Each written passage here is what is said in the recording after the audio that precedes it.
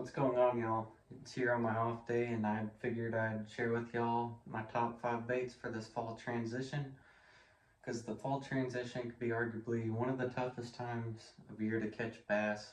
Because if you don't transition with the bass from those summer patterns to the fall patterns, it can be very difficult, and you oftentimes won't know what to throw or where to go to find those bass. Hopefully, these top 5 baits that I'm using this fall, or the fall transition, if I will help you, and you can go out there and catch some bass. The first bait I'm gonna be throwing is just gonna be a spinner bait. This is a War Eagle spinner bait. Those are personally my favorite because the longer skirts kind of have a pulse to them and can make it a little bit more realistic for those bass and get you some more strikes.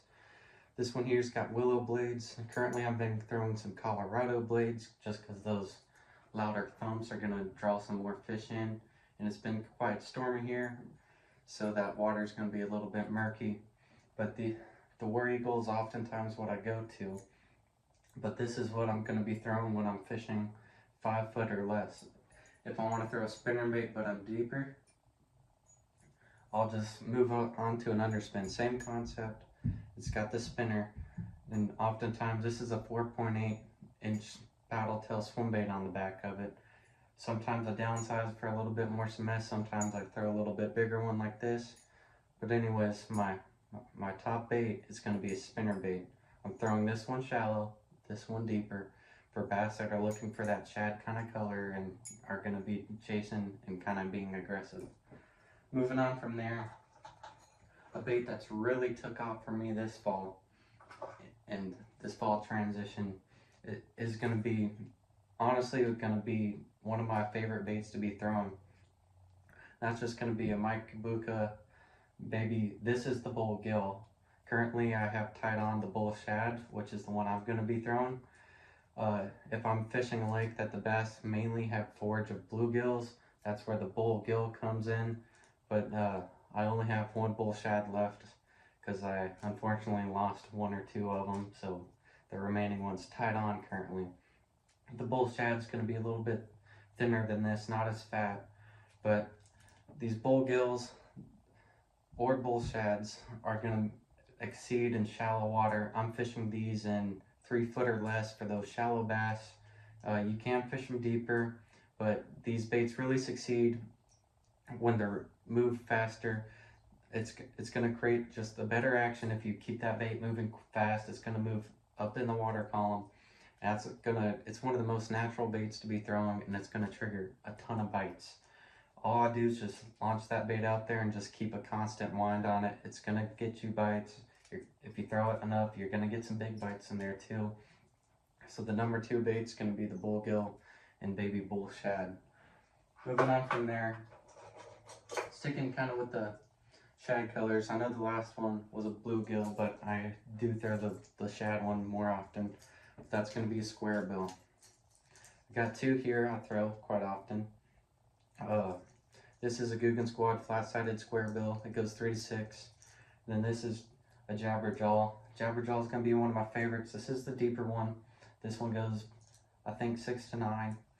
But these 2 baits, a square bill, just something you can throw around. You can cast, catch big fish. You can cover plenty of water with these. And I like these because they kind of have a tighter wobble, kind of a louder thump too to it. So it's going to draw in more fish, especially the Jabberjaw. The Jabberjaw is going to be a main search bait.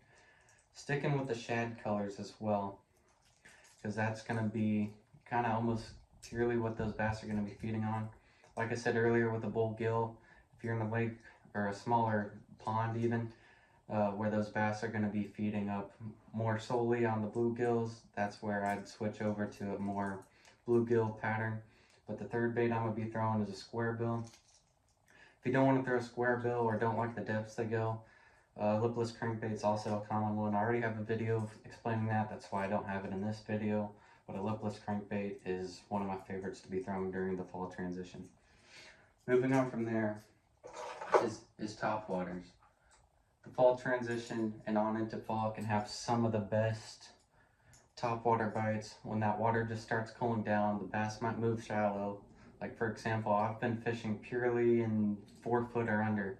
So top waters, the bull gills, the bull shads, and the War Eagle spinner baits have been my favorite. But if I want to go deeper, I have options for that. But top water, schooling bass, shallow bass, it's going to be a fantastic bait to throw. And my favorite top water for the fall transition is going to be a buzz bait. I got 2 here. This is just your traditional Googan Squad buzz bait. A lot of people I know of take the skirts off and put trailers on. I, however, do not. I keep my trailers on all my buzz baits, but I add a trailer hook. What that trailer hook's going to do is if a bass comes and gets it, but they don't fully commit, this trailer hook might grab them and it could put more fish in the boat for me.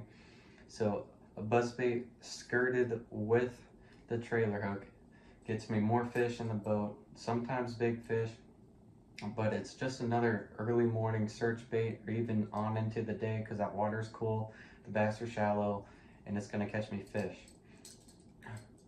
Going on from there with the top water, this is a river to sea buzz bait. The difference between the two is the Googan Squad one, as you can see, the spinner's a little off center.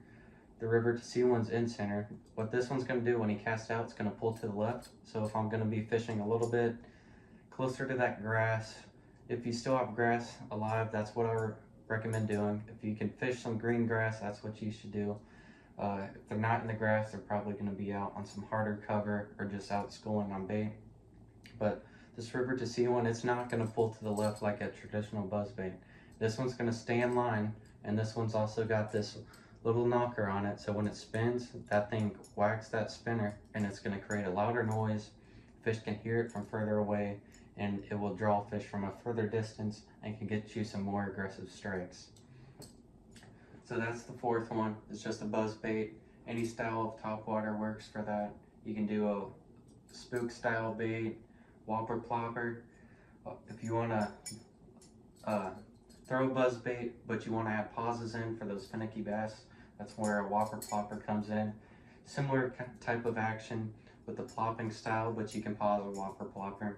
So my main's going to be the buzz bait, like I said, but a whopper plopper is a good alternative, or even a walking style bait like a spook. Going on from there, those are all great baits, but if that's not what I'm catching bass on, or even the size, even if I'm not catching big enough bass, I'm gonna move up to a larger swim bait. And the one I throw most of the time is just gonna be a 6-inch mag draft. What I usually do with this is I cast it out over oftentimes rocks, brush piles, harder cover where those bass aren't shallow or they're not just offshore chasing bait. And I'm just gonna slow wind this bait across the hard cover, and it's gonna catch me fish.